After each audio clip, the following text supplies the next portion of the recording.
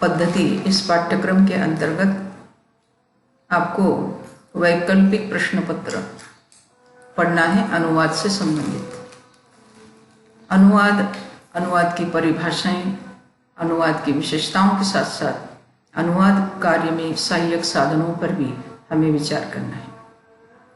अनुवादकर्ता के आधार पर अनुवाद का विचार किया जाए तो मशीनी अनुवाद और मानवीय अनुवाद ऐसे इसके दो प्रकार बनते हैं। कोई भी मनुष्य चाहे उसकी मातृभाषा ही क्यों न हो, किसी भाषा पर पूर्ण अधिकार नहीं पा सकता और इसीलिए अनुवाद में विभिन्न साधनों की आवश्यकता होती है। तो आइए हम इन साधनों पर विचार करें। सबसे पहले हम जानते हैं एक भाषिक शब्दकोश। अध्ययन अध्यापन के क्षेत्र में प्रायः शब्द संचय या शब्द भंडार का अर्थ कोश लिया जाता है। एक भाषिक शब्दकोश में उसी भाषा के पर्यायवाची शब्दों को तथा विभिन्न अर्थों वाले शब्दों को संकलित किया जाता है। इस शब्दकोश में मूल भाषा और उसकी व्याकरणिक स्थितियों को भी दर्शाया जाता है। शब्द स्त्रीलिंगी है, पुल्लिंगी है या विशेषण है, यह कोष्टक में लिखा जाता है, जिससे हमें उस शब्द का व्याकरणिक बोध भी हो सके। एक भाषिक शब्दकोश के अंतर्गत उस भाषा के आंचलिक या बोली भाषा के शब्द भी समाहित किए जाते हैं, जो अनुवाद करते समय हमें सहायता प्रदान करते हैं। बहुभाषिक शब्दकोश एक शब्दकोश के शब्दार्थ के लिए अन्य भाषाओं के समानार्थी शब्दों का संकलन बहुभाषिक शब्दकोश कहलाता है। इन्हें तुलनात्मक शब्दकोश भी कह सकते हैं।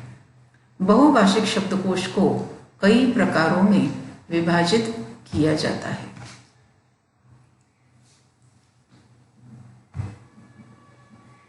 द्विभाषिक शब्दकोश मूल भाषा के एक शब्द के विभिन्न अर्थ सूचित करने या लक्ष्य भाषा के शब्दों का चयन करने के लिए द्विभाषिक कोश की आवश्यकता होती है। मराठी हिंदी कोश यह उसका एक उदाहरण है।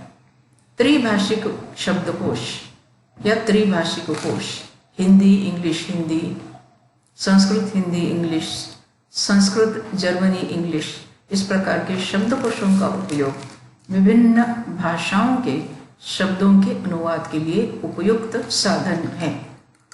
चार भाषिक या अधिक भाषा के शब्दकोश इस प्रकार के शब्दकोशों में समानार्थी शब्दावली का संकलन होता है।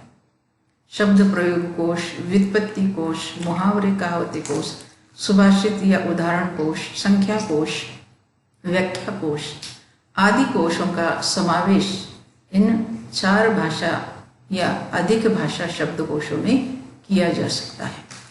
व्युत्पत्ति कोश कहते ही शब्द के मूल रूप का प्रस्तुत होना आवश्यक माना जाता है, इसलिए इस कोश में शब्द के मूल रूप को प्रदर्शित किया जाता है जिससे उसका निर्माण हुआ।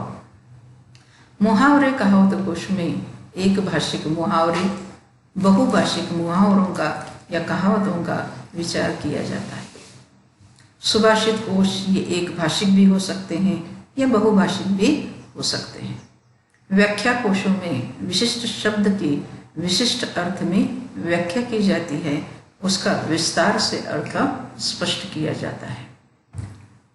संख्या कोश में मराठी में संख्या कोश का निर्माण किया गया है, जिसमें भारतीय संस्कृति साहित्य के अंतर्गत संख्याओं के आधार पर प्रचलित विभिन्न अर्थ और संदर्भों का संक्षिप्त स्पष्टीकरण किया गया है।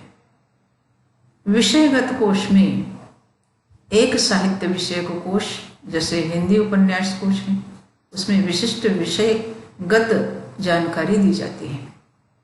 साहित्य की विशिष्ट कृतियों का भी समावेश कोश के अंतर्गत होता है, जैसे कामायनी कोश, मानस कोश, यानी विशिष्ट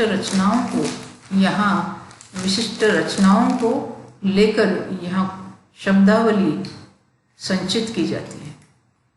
साहित्यकारों से संबंधित भी कोश हैं, सूर कोश, कबीर कोश, ऐसा उसे कहा जाता है। विशिष्ट भाषा के साहित्य से संबंधित भी कुछ कोश हैं जिन्हें संस्कृत साहित्य कोश, अंग्रेजी साहित्य कोश कहा जाता है।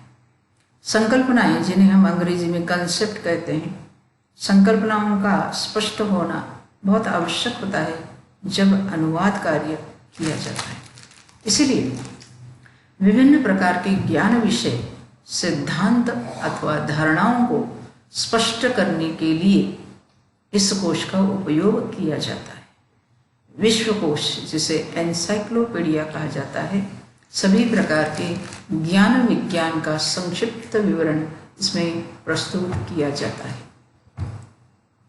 विशिष्ट ज्ञान शाखा कोश, विज्ञान कोश, मनोविज्ञान कोश, राजनीतिक कोश, समाज विज्ञान कोश, पौराणिक कोश, प्राचीन कोश, तत्वज्ञान महाकोश, ऐसे विभिन्न ज्ञान शाखाओं से जुड़े हुए शब्दकोशों का निर्माण भी किया गया है, जिसका उपयोग साधन के रूप में अनुवाद करने वाले को होता है।